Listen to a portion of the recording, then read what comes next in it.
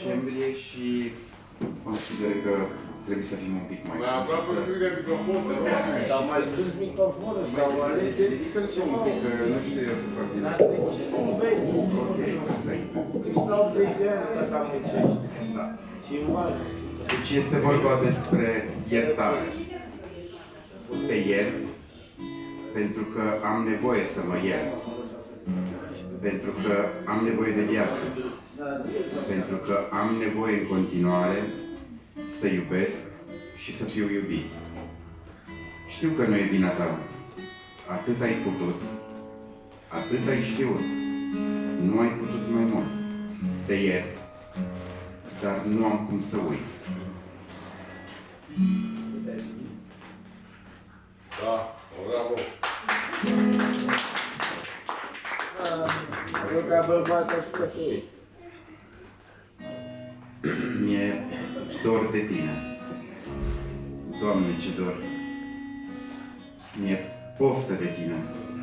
Doamne, ce poftă!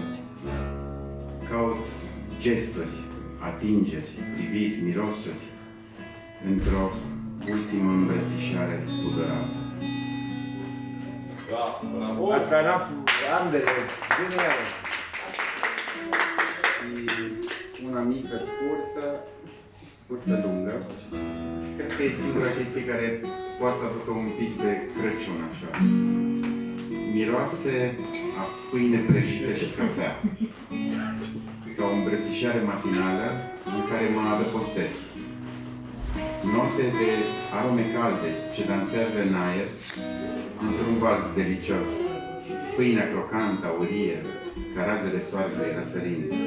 Își dezvăluie esența în timp ce se împletește cu parfumul de cafea. În croiul dimineții, bucată cu bucată conturează mireasma inconfundabilă a pâinii proaspăt scoase din cuptor. Asemenea unei povești ce prinde viață în cuvinte, să-mi poarte noroc. Pâinea prăjită devine simbolul unei zile începute cu căldură. Cafetiera cântă în sunete de cafea turnată în ceașcă. Aromele se amestecă într-o simfonie deplină de farmec. În izvorul paharului descoper poezia dimineții, mirosul de cafea și pâine prăjită, o simfonie matinală. În fiecare gură, gustul îmbrățișează palatul, ca un răsărit de soare, în sufletul fiecărui strop de cafea.